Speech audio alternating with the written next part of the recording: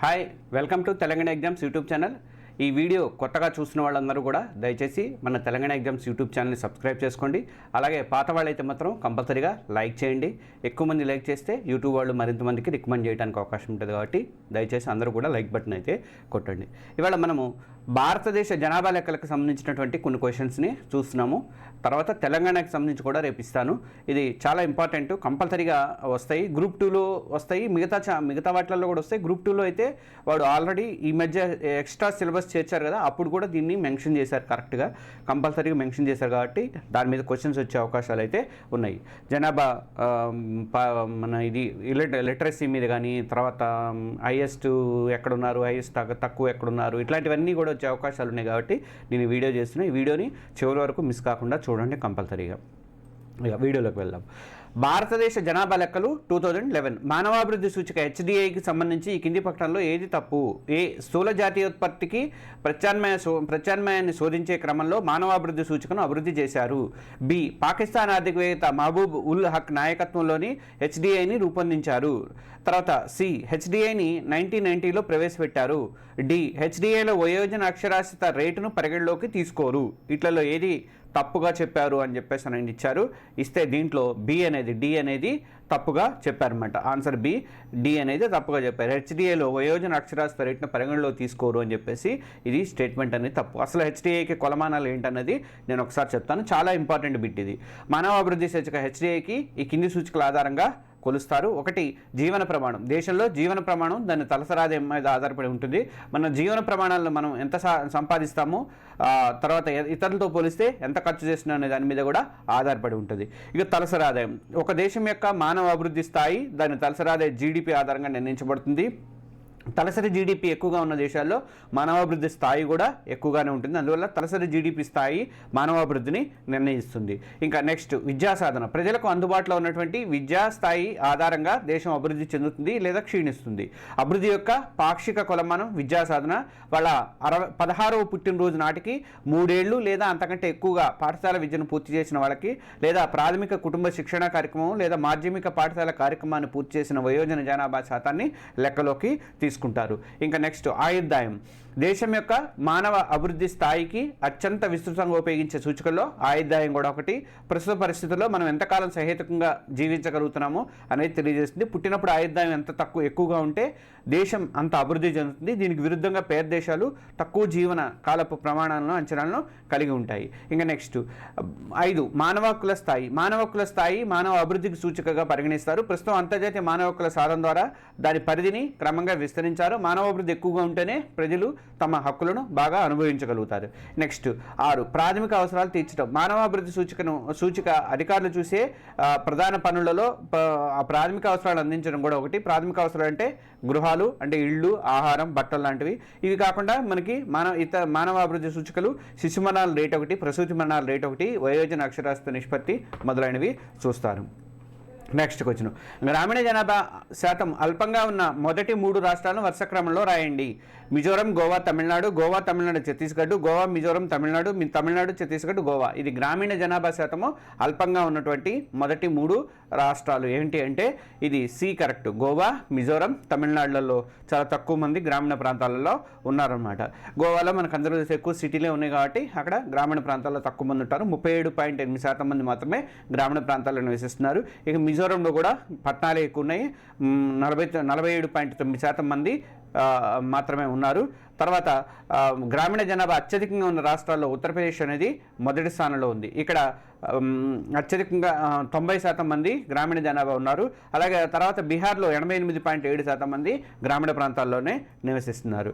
Next, పట్టణ జనాభా శాతం తక్కువగా ఉన్న రాష్ట్రాలను గుర్తించండి. అస్సోం, అరుణాచల్ ప్రదేశ్, బీహారు. హిమాచల్ ప్రదేశ్, అస్సోం, నాగాలాండ్. అరుణాచల్ ప్రదేశ్, నాగాలాండ్, అస్సాము. తర్వాత హిమాచల్ ప్రదేశ్, బీహారు, అస్సాము. ఏది కరెక్ట్ ఇందులో అంటే ఇందులో డి కరెక్ట్. హిమాచల్ ప్రదేశ్, బీహారు, అస్సోం, అసోం అనేది కరెక్ట్. పట్టణ జనాభా శాతం తక్కువగా ఉన్నటువంటి రాష్ట్రాలు. అత్యల్ప పట్టణ జనాభా శాతం గల రాష్ట్రాలు హిమాచల్ ప్రదేశ్లో 10.04% ఉంటాయి, అంటే ఎక్కువ గ్రామీణ ప్రాంతాలు ఉన్నాయి. బీహార్లో అయితే 11.03% ఉన్నాయన్నమాట. అస్సాంలో 14.1% ఉన్నారు. ఇక అత్యధిక పట్టణ జనాభా శాతం గల రాష్ట్రాలు ఏమున్నాయంటే గోవా 62.17% పట్టణ జనాభా. ఇందాక చెప్పా కదా, ఎక్కువ పట్టణాలే ఉంటాయి, అక్కడ నగరాలే ఉంటాయి. ఇక మిజోరాము 52.01%, తమిళనాడులో 48.45% ఉంది. 2011 జనాభా లెక్కల ప్రకారం పట్టణ జనసంఖ్య అత్యధికంగా ఉన్న రాష్ట్రాలు ఏవయ్యా అంటే 1 మహారాష్ట్ర, 2 ఉత్తరప్రదేశ్, 3 తమిళనాడు. ఈ మూడిట్లో కూడా పట్టణ జనసంఖ్య అధికంగా ఉందన్నమాట. 2011లో అత్యల్ప పట్టణ జనసంఖ్య ఉన్న రాష్ట్రాలు ఏవేంటంటే సిక్కిం, అరుణాచల్ ప్రదేశ్, మిజోరం. వీటిలలో అత్యల్పంగా పట్టణ జనాభా అనేవాళ్ళు ఉన్నారన్నమాట. ఇంకా నెక్స్ట్ క్వశ్చన్, 2011 జనాభా లెక్కల ప్రకారం దేశ లింగ నిష్పత్తి 943:1000, 943:1000. అయితే లింగ నిష్పత్తి అత్యల్పంగా ఉన్న రాష్ట్రాలను గుర్తించండి. అత్యల్పంగా ఉన్నటువంటి రాష్ట్రాల మధ్యప్రదేశ్, హర్యానా, సిక్కిం. ఉత్తరప్రదేశ్, మధ్యప్రదేశ్, సిక్కిం. జమ్మూ కాశ్మీర్, హర్యానా, సిక్కిం. లడఖ్, హర్యానా, ఉత్తరాఖండ్. ఏది కరెక్ట్ ఇందులో అంటే ఇందులో సి అనేది కరెక్ట్. జమ్మూ కాశ్మీర్, హర్యానా, సిక్కింలో లింగ నిష్పత్తి అనేది చాలా తక్కువగా ఉంది. అంటే ఆడపిల్లల సంఖ్య అక్కడ చాలా తక్కువగా ఉంది. లింగ నిష్పత్తి అంటే ఏంటంటే స్త్రీల సంఖ్య బై పురుషుల సంఖ్య ఇంటూ 1000 అనమాట. అంటే ప్రతి 1000 మంది పురుషులకు గల స్త్రీల సంఖ్యను తెలిపేదే లింగ నిష్పత్తి. దీన్ని ఇంగ్లీష్లో సెక్స్ రేషియో అంటారు. ఇది 1901 అంటే 1901 జనాభా లెక్కల ప్రకారం భారతదేశంలో సెక్స్ రేషియో ఎంత ఉందంటే 972:1000గా ఉంది. అంటే 972 మంది ఆడపిల్లలు ఉంటే 1000 మంది మగవాళ్ళు ఉన్నారన్నమాట. 1951కి వచ్చేసరికి 946 1000కి వచ్చారు. తర్వాత 2011కి వచ్చేసరికి 943 1000కి వచ్చారు. అంటే ఆడపిల్లల సంఖ్య తగ్గుతూ వచ్చింది.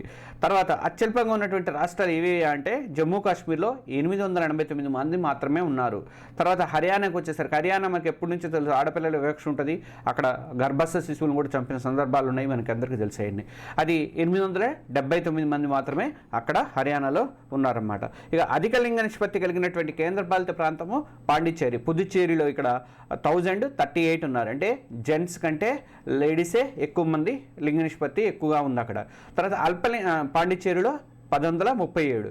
అల్పలింగ నిష్పత్తి గల కేంద్రపాలిత ప్రాంతం ఏది అంటే డామన్ డయ్యూలో కేవలం 618 మంది మాత్రమే ఉన్నారు.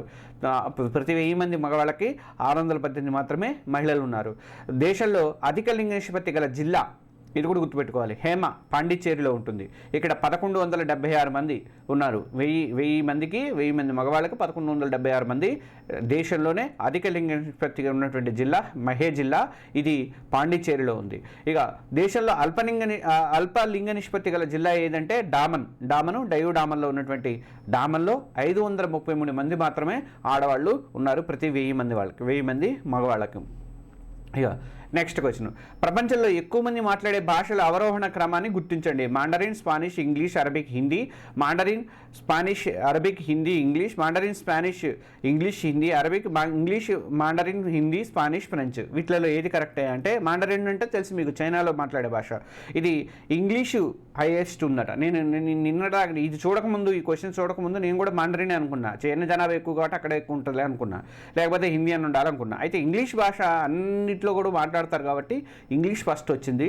తర్వాత అంతకు ముందు ఉండేది అనుకుంటా, కానీ ఇంగ్లీష్ మాత్రం ఇప్పుడు ఫస్ట్లో ఉంది. ఇంగ్లీషు తర్వాత మాండరిన్ ఉంది, తర్వాత మన హిందీయే ఉంది, తర్వాత స్పానిష్, ఫ్రెంచ్ భాషలు ఉన్నాయన్నమాట. దాన్ని నేను మొత్తం 2024 లెక్కలు తీసి నెట్లో జాగ్రత్తగా దాని ప్రకారం నేను ఇది అనేది ఇచ్చాను, ఈ ఫిగర్ అనేది ఇచ్చాను. English, Mandarin, Hindi, Spanish, French, తర్వాత అరబిక్ ఉందన్నమాట. ప్రపంచంలోనే 200కు పైగా దేశాలు ఉన్నాయి మొత్తం. అంటే 193 దేశాలు మనం నిన్ననే చెప్పుకున్నాం కదా, యుఎన్ఏలో ఉన్నాయి. 7000కు పైగా భాషలు ఉన్నాయి. మా భారత్లో వచ్చేసరికి 22 అధికారిక భాషలతో పాటు వేలాది భాషలు ఇంకా మనుగోడులో కూడా ఉన్నాయి. లిపిలేని భాషలు బోల్డ్ అని ఉన్నాయి ఇంకా. అలాగే 2024 జూలై 26న రిలీజ్ అయినటువంటి డేటా ప్రకారము ఇంగ్లీష్లో మాట్లాడేవాళ్ళు 1456 మిలియన్ల మంది మాట్లాడతారు ఇంగ్లీష్ని. అంటే మన దానికి వచ్చేసరికి 145.6 కోట్ల మంది ఇంగ్లీష్లో మాట్లాడతారు అనమాట. రెండోది మాండరిన్ 1138 మిలియన్ల మంది ఉంటారు. అంటే 113.8 కోట్ల మంది మంది మాండరిన్ మాట్లాడతారు చైనాలో. ఈ హిందీకి వచ్చేసరికి 610 మిలియన్లు అంటే 61 కోట్ల మంది హిందీలో మాట్లాడతారు. అదే మనం చైనా జనాభాలో మనం హైయెస్ట్ ఉన్నప్పటికీ మన దగ్గర ఎక్కువ భాషలు ఉన్నాయి కదా, 22 భాషలు ఉన్నాయి కదా అధికారికంగానే. అందువల్ల హిందీలో తక్కువ ఉన్నారు. మనకి 610 మిలియన్లు అంటే 60 కోట్ల మంది మాత్రమే ఉన్నారు. ఇక స్పానిష్ కూడా చాలామంది మాట్లాడతారు. ఇది 559 మిలియన్లు అంటే 55.9 కోట్ల మంది ఉన్నారు. తర్వాత ఫ్రెంచ్ 310 మిలియన్లు ఉన్నారు, 31 కోట్ల మంది మాట్లాడతారు. అరబిక్ 274 అంటే ఇది మొత్తం సౌదీ అరేబియా చుట్టుపక్కల మొత్తం గల్ఫ్ కంట్రీస్ అన్ని ఇక్కడే ఉంటాయి కాబట్టి అరబిక్ మాట్లాడేవాళ్ళు 274 మిలియన్లు ఉంటే అంటే 27.4 కోట్ల మంది అరబిక్ మాట్లాడతారు అన్నమాట. ఇది ఇంకా నెక్స్ట్ గత శతాబ్ద కాలంలో దాదాపు 4 రెట్లు పెరిగిన జనాభా వృద్ధి రేటును 4 దశలుగా వర్గీకరించవచ్చు. అయితే ఈ దశలను సరిగా జతపరచండి. మొదటి దశ 1901 21, రెండో దశ 1921 51, మూడో దశ 1951 81, నాలుగో దశ 1981 నుంచి ప్రస్తుతం వరకు. స్థిరత్వంతో కూడిన వృద్ధి దశ, నిలకడతో కూడిన క్రమమైన వృద్ధి దశ, వేగవంతమైన వృద్ధి దశ, మందగమనంతో కూడిన తిరోగమనం. వీటికి సంబంధించినటువంటి ఆన్సర్ ఏంటి అంటే బి కరెక్ట్. 1A మొదటి దశని స్థిరత్వంతో కూడినటువంటి వృద్ధి దశ అంటారు. రెండో దశని 1921 నుంచి 57 వరకు ఉన్న దశని నిలకడతో ఉన్నటువంటి క్రమమైన వృద్ధి దశ అంటారు. మూడో దశని 1951 నుంచి 81 వరకు 51 నుంచి 81 వరకు ఉన్న దాన్ని వేగవంతమైన వృద్ధి దశ అంటారు. నాలుగో దశని 1981 నుంచి ప్రస్తుతం నడుస్తున్నటువంటిది మందగమనంతో కూడినటువంటి తిరోగమనం. ఇది జనాభా లెక్కలకు సంబంధించినటువంటి ఇది. దీనికి ఏంటి అసలు ఇదంతా ఏంటి అంటే నేను ఎక్స్ప్లెయిన్ చేస్తాను, చూడండి ఒకసారి. మొదటి దశ మనకి 1901 నుంచి 1921 వరకు ఉన్నటువంటి జనాభాలో మొదటి దశ అంటారు దీన్ని. ఈ దశలో జననాల రేటుతో పోలిస్తే మరణాల రేటు కొద్దిగా ఎక్కువగా ఉందన్నమాట. జనాభా వృద్ధిలో ఎలాంటి మార్పు లేదు. ఇన్ఫ్లుయెంజా, ప్లేగు, కలరా, స్మాల్ పాక్స్ లాంటి వ్యాధులు కూడా రావడం ఇందుకు కారణం. ఒక్క ఇన్ఫ్లుయెంజాతోనే భారత్లో 1.2 కోట్ల మంది 1,20,00,000 మంది ఇన్ఫ్లుయెంజాతోనే చనిపోయారు 1901 నుంచి 21 మధ్య కాలంలో. ఆ తర్వాత కరువు కూడా వచ్చింది. కరువు పరిస్థితులు చాలా చోట్ల వచ్చినాయి. 1921 నుంచి 21 మధ్య కాలంలో 4-5 సంవత్సరాలలో మనకి బాగా కరువు పరిస్థితులు వచ్చినాయి. అప్పుడు కూడా చాలామంది చనిపోయారు. మనకి ఇప్పటికీ బెంగాల్ డ్రాట్ అని కొడితే మీకు చాలా మనకి సోమాలియాలో చెప్పుకుంటాం కదా, అలాంటి పిక్చర్స్ కనిపిస్తాయి. చాలా దారుణంగా ఉంటాయి అసలు. మొదటి ప్రపంచ యుద్ధంలో కూడా మన భారతీయ సైనికులు చాలామంది చనిపోయారు. ఇది మొదటి దశలో ఉంటుంది. తర్వాత రెండో దశకు వచ్చేసరికి ఈ దశలో భారత జనాభా నిలకడతో కూడిన వృద్ధిని సాధించింది. ఇందుకు కారణం ఒకటి 1921 నుంచి 51 మధ్య కాలంలో వైద్య సదుపాయాలు మెరుగుపడ్డాయి. బ్రిటిష్ వాళ్ళ ద్వారా అయితేనేమి మన ద్వారా అయితేనేమి మనకి వైద్య సదుపాయాలు అయితే మెరుగుపడ్డాయి. మనకు స్వతంత్రం వచ్చిన తర్వాత అయితేనేమి. తర్వాత సాంక్రమణ వ్యాధుల నివారణ తగ్గడం, అంటే కలరా, టైఫాయిడ్ ఇట్లాంటి వ్యాధులు ఎక్కువ కలరా ప్రబలిందంటే చాలామంది చనిపోయేవాళ్ళు కదా, అలాంటివన్నీ తగ్గినాయి. ప్లేగ్ కానీ ఇట్లాంటివి. తర్వాత వర్షాలు సమృద్ధిగా కురవడంతో కరువు పరిస్థితులు తగ్గినాయి. వ్యవసాయం బాగా అభివృద్ధి చెందింది. ఇక జననాల రేటు కన్నా కూడా మరణాల రేటు అనేది కొద్దిగా తగ్గింది. ఇవన్నీ రెండో దశలో జరిగినాయి. ఇంకా మూడో దశకు వచ్చేసరికి ఇక్కడ వృద్ధి దశ అనమాట. దీని వృద్ధి రేటు బాగా నమోదైంది ఇక్కడ. ఈ దశలో దేశ జనాభా దాదాపు 2 రెట్లు పెరిగింది. 1951 నుంచి 81 మధ్యలో ఈ 30 ఏళ్ల కాలంలో మనకి దేశ జనాభా 2 రెట్లు పెరిగిందనమాట. వృద్ధి రేటు కూడా 2.2% నమోదైంది. ఎందుకంటే శాస్త్ర సాంకేతిక వైద్య రంగాల్లో పురోగతి సాధించిన ఒకటి, హరిత విప్లవంతో పాటు వ్యవసాయ రంగంలో జరిగినటువంటి ప్రగతి. అంతకుముందు అసలు తినడానికి తిండి ఉండేది కాదు కదా. హరిత విప్లవం రావడంతో ఏమైంది, 2 పంటలు పండించుకునే సదుపాయం రావడం, ఎక్కువ ఇది రావడం తోటి మనకి జనాభా కూడా వృద్ధి చెందింది. ఆ రకంగా పారిశ్రామికీకరణ వల్ల జీవన ప్రమాణాలు మెరుగవడంతో జననాల రేట్లు మరణాల రేట్లు రెండూ కూడా తగ్గాయి అన్నమాట. ఇక నాలుగో దశకు వచ్చేసరికి 1981 నుంచి ప్రస్తుతం వరకు ఉన్నటువంటి దశ. ఇదేంటంటే జనాభా నియంత్రణ కార్యక్రమాలు ఎక్కువ జరిగినాయి ఇక్కడ. తర్వాత చిన్న కుటుంబాలతో కలిగేటువంటి ప్రయోజనాన్ని జనంలోకి తీసుకెళ్లడంతో ప్రభుత్వాలు తీసుకెళ్ళి చిన్న కుటుంబం చింతలేని కుటుంబం అని అట్లా ప్రచారం చేసేవాళ్ళు. జనాభా వృద్ధి రేటు క్రమంగా తగ్గిపోయిందనమాట. ఇక జననాల రేట్లు మరణాల రేటు రెండు కూడా బాగా తగ్గుకుంటూ వచ్చాయి. ఇది నెక్స్ట్ క్వశ్చన్. 1951-81 మధ్యకాలంలో మూడో దశలో ఇప్పుడు ఇందాక చెప్పిన దానికి మొత్తం కూడా దీనికి జవాబు దీనికి కూడా వర్తిస్తుంది అనమాట. 1951-81 మధ్యకాలంలో మూడో దశలో జనాభా 2 రెట్లు పెరిగి జనాభా వృద్ధి రేటు 2.2గా నమోదైంది. అందుకు కారణాలు ఇవి: 1 హరిత విప్లవం పథకం ప్రవేశపెట్టము, 2 శాస్త్ర సాంకేతిక వైద్య రంగాల్లో పురోగతి, తర్వాత పారిశ్రామికీకరణ వల్ల జీవన ప్రమాణం పెరగడం. ఇవన్నీ కూడా కరెక్ట్. ఏబీసీ అనేది కరెక్ట్. ఇందాక మనకు వివరణ కూడా ఇచ్చుకున్నాం కదా, అందుకనే మొత్తం అన్నీ కరెక్టే. ఇది తప్పున్నట్టుంది. ఏబిసిడి మొత్తం కూడా కరెక్ట్ అనమాట. Next question. ఒక దేశ జనాభా ఆయుర్దాయం అనేది ఆ దేశ ప్రజల సగటు జీవితాన్ని సూచిస్తుంది. 2001 జనాభా లెక్కల ప్రకారం భారత ఆయుర్దాయము 63 ఏళ్ళు. అయితే 2011లో అది ఎంతగా ఉంది? ఆయుర్దాయ రేటు మన దగ్గర 2001లో వచ్చేసరికి 63 ఏళ్ళు ఉంటే 2011లో అది ఎంతగా ఉంది అనేది ఈ క్వశ్చన్ అనమాట. 65.01, 66.01, 68.01, 67.01. ఏది కరెక్ట్ అంటే డి కరెక్ట్. 67.01 ఏళ్ళు మనకి ఈ 2011లో మన దేశ సగటు ఆయుర్దాయం అనేది అంతగా ఉందన్నమాట. ప్రపంచ ఆయుర్దాయము ఎక్కువగా ఉన్న దేశం ఏదంటే హాంకాంగ్లో 85.29 ఎక్కువగా ఉందన్నమాట. అక్కడ వైద్య సౌకర్యాలు కానీ అన్ని జీవన పరిస్థితులు కానీ మెరుగ్గా ఉంటాయి కాబట్టి. ఇక జపాన్లోకి వచ్చేసరికి జపాన్లో కూడా ఎక్కువ మంది బాగా వృద్ధులు ఉన్నారు. ఇప్పుడు ప్రస్తుతం వృద్ధులు ఉన్నారు అక్కడ. 85.03 ఉన్నది అక్కడ. మకావోలను 84.68గా ఉంది ఆయుర్దాయం.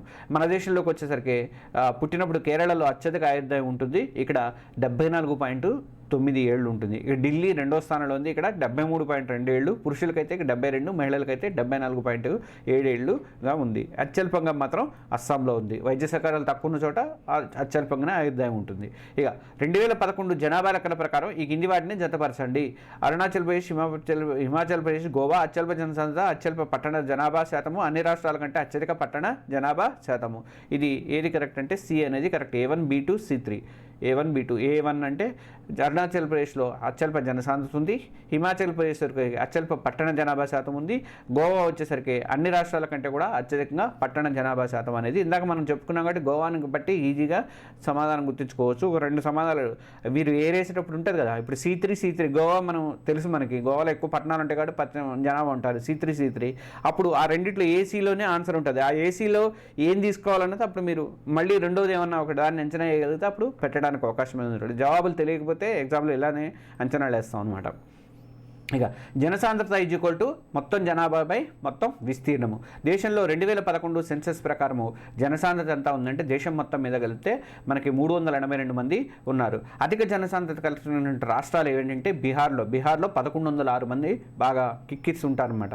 ఇక తర్వాత పశ్చిమ బెంగాల్లో 1129 మంది ఉంటారు. తర్వాత అల్ప జనసాంద్రత గల రాష్ట్రాలు ఏమిటంటే అరుణాచల్ ప్రదేశ్లో 17 మంది మాత్రమే ఉంటారు. తర్వాత అంటే 1000 చదరపు అడుగులకని లెక్క ఉంటుందని 17 మంది మాత్రమే ఉంటారు. మిజోరంలో 52 మంది మాత్రమే ఉంటారన్నమాట.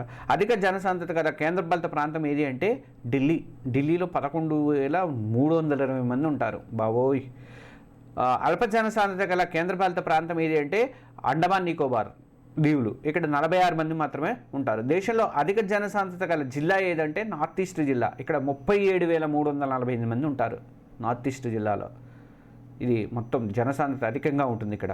ప్రతి 1000 చదరపు అడుగులకి మనకి 37,348 మంది ఉంటారు అక్కడ. దేశంలో అత్యల్ప జనసాంద్రత జిల్లా ఏదంటే ది బంగ్ వ్యాలీ అట. ఇది ఇక్కడ ఒక్కళ్ళే ఉంటారు. Next question.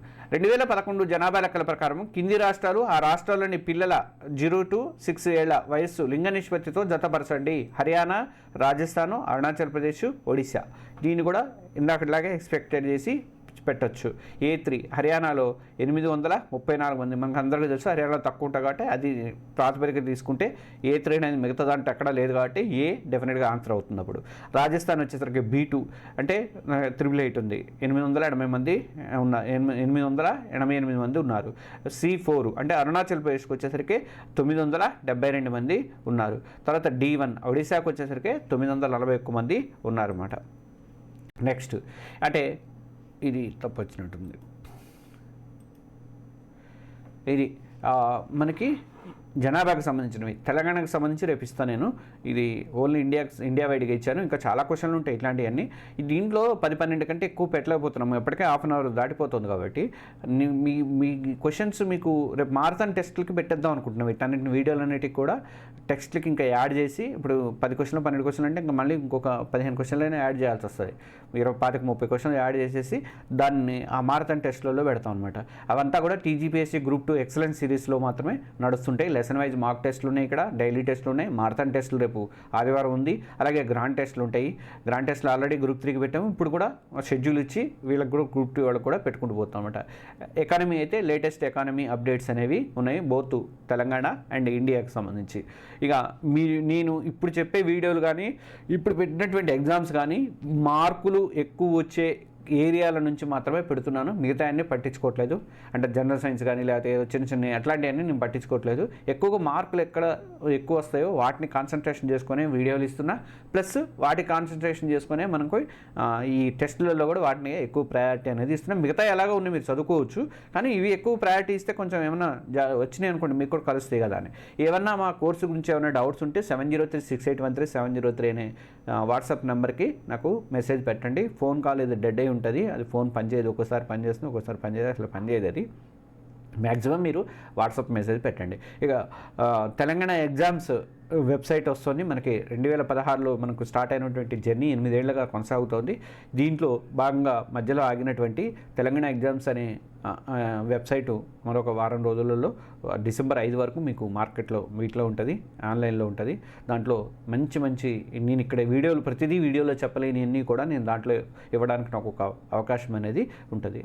దాన్ని మీరు ఫాలో అవ్వాలంటే మీరు ఎగ్జామ్ సెంటర్ 247 అనే .com మనకి తెలంగాణ ఎగ్జామ్స్ టెలిగ్రామ్లో ఒక ఇది ఉంది కదా, ఎగ్జామ్ సెంటర్ 247 అని, దాంట్లో జాయిన్ అవ్వండి. ఆ Telegram link plus Telugu word అనే న్యూస్కి సంబంధించినటువంటి వెబ్సైట్కి లింకు, ఆ 2 టెలిగ్రామ్ లింకులు కింద డిస్క్రిప్షన్లో ఉన్నాయి.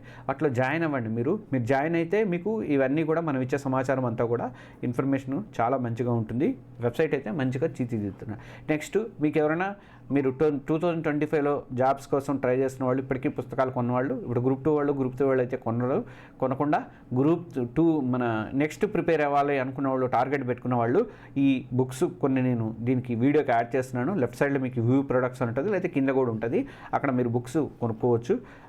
తర్వాత ఇంకొకటి ఏంటంటే మనం జనవరి 1 నుంచి మళ్ళీ మనం ఒక ప్రాతిపదికన వెళ్ళిపోదాం. గ్రూప్ 2కి కానీ గ్రూప్ 3కి కానీ ఒక టార్గెట్ పెట్టుకొని ఆ 2 గ్రూపుల్ని పెట్టుకొని టార్గెట్ పెట్టుకొని ఎవరైనా ఇంట్రెస్ట్ ఉన్నోళ్ళు మీరు అంటే వాళ్ళు అడిగారు, అడిగిన తర్వాత నాకు కూడా ఐడియా వచ్చింది కరెక్టే మనం చేయాలి అప్పటి నుంచి అని. గ్రూప్ 2కి టార్గెట్ పెట్టుకొని రోజు మనం ఏదో ఒక యావిగేషన్ అంటే డైలీ టెస్ట్ కూడా ప్లాన్ చేస్తున్నా, చూడాలి మరి అది అన్ని టైంలు పడుతుందో. కొన్ని రోజులు పోయిన తర్వాత డైలీ టెస్ట్ స్టార్ట్ చేయటం ఏంటనేది నేను తర్వాత చెప్తాను అని ప్రోగ్రామ్ అనేది. కానీ ఎవ్రీడే మాత్రం మానిటరింగ్ ఉంటుంది మంచిగా. మీకు ఇప్పుడు ఇచ్చినటువంటి టెస్టులు ఎట్లా ఇచ్చామో అదే టెస్టులు ఇంకా అంతకంటే ఎక్కువ మంచిగా ఇస్తాము. పాత టెస్టులన్నింటినీ కూడా రివ్యాంప్ చేసేసి వాటిలలో కొత్త యాడింగ్ అనేది చేసుకుంటూ వచ్చి కొత్తవి కూడా యాడ్ చేసుకుంటూ పాత వాటిలోంచి ఇంకా కొంచెం కఠినంగా ఇవ్వడం, కొంచెం కొన్నిటికి ఎక్స్ప్లెనేషన్స్ కావాలని అడుగుతున్నారు. వీడియోలు ఎక్స్ప్లెనేషన్స్ అయితే నేను ఇవ్వను, వీడియోలు కూడా వేరే వాళ్ళు ఇచ్చి మాత్రమే పెడతాను, నేను వీడియోలు పెట్టలేను. ఎందుకంటే దానికి పెద్ద ఖర్చు అవుతుంది. వాళ్ళందరినీ తీసుకొచ్చి ఫ్యాకల్టీస్ అందరినీ తీసుకొచ్చి నేను చెప్పి అయినా తీసుకొచ్చి అంత నాకు శ్రమ లేదు, మెయిన్ డబ్బులు లేవు. అందువల్ల నేను దాని జోలికి వెళ్ళట్లేదు. మీరు టెస్ట్ సిరీస్ వరకు మాత్రం అద్భుతంగా ఎవ్వరూ ఇవ్వని విధంగా మాత్రం నేను ఇస్తాను. ఇప్పటివరకు నాకు వచ్చిన గ్రూప్ 3లో మంచి పేరు వచ్చింది, గ్రూప్ 1లో కూడా మంచి పేరు వచ్చింది. ఆ పేరుని నేను కంటిన్యూ చేసుకుంటా. నేను అందుకే వీడియో సిరీస్ జోలికి పోవట్లేదు. కాబట్టి మీరందరూ ఈ మన గ్రూపులలో కంపల్సరీగా జాయిన్ అవ్వండి. గ్రూప్ 2లో ఇప్పుడు జాయిన్ అయిన కోర్సులు, ఈ కోర్సులో జాయిన్ అయినా సరే మీకు నెక్స్ట్ కూడా దీంట్లోనే కంటిన్యూ అవుతుంది. నెక్స్ట్ కోర్సు కూడా, కొత్త కోర్సు కూడా 2025 కోర్సు కూడా దీంట్లోనే కంటిన్యూ అవుతుంది. మళ్ళీ వేరే కొత్తది ఏం పెట్టము. కానీ జనవరి నుంచి మాత్రం కొంచెం చేంజెస్ అవుతాయి, కొన్ని అమౌంట్ కూడా కొంచెం చేంజ్ అవుతుంది. ఈ మధ్యలో జాయిన్ అయిన వాళ్ళకి గ్రూప్ 2 కూడా బెనిఫిట్ ఉంటుంది కాబట్టి జాయిన్ అయిపోండి. ఈ వీడియోని మాత్రం లైక్ చేయడం మర్చిపోకండి. Thank you.